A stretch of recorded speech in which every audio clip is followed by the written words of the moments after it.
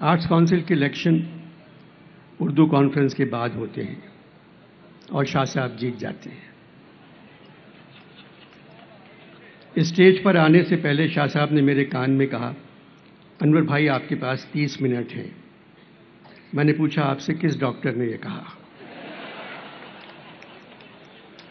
بولے اللہ آپ کو لمبی عمر دے، میرا مقصد تھا آپ کو 30 منٹ بولنا ہے، پاکستان پر سب کی تعریف کرنا ہے اور خاص طور پر نئے آرمی چیف کی۔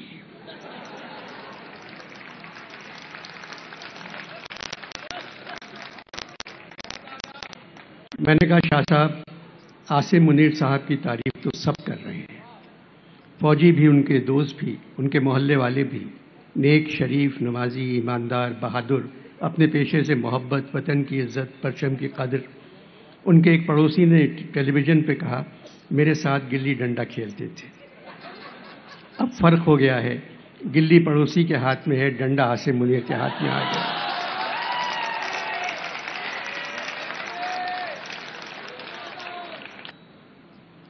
یہ ایسے فوج کے سربراہ ہوں جو صرف فوج کا خیال رکھیں اور عوام کا۔ باجوہ صاحب نے اپنی الوداعی تقریر میں کہا تھا، فروری 2022 فوج نے فیصلہ کیا ہے کہ وہ سیاست سے پرہیز کرے گی۔ بہت اچھا فیصلہ ہے۔ اس کا مطلب ہے 74 برس فوج نے سیاست سے بدپرہیزی کی۔ بدپرہیزی کا مطلب ہے بے اعتدالی، بے احتیاطی، عیش، فضول خرچی۔ ایسا نہیں ہونا چاہیے تھا۔ فوج ہماری ضرورت ہے کیونکہ ہمارے پڑوسی بہت خراب ہیں، ہم بھی کچھ زیادہ اچھے نہیں ہیں۔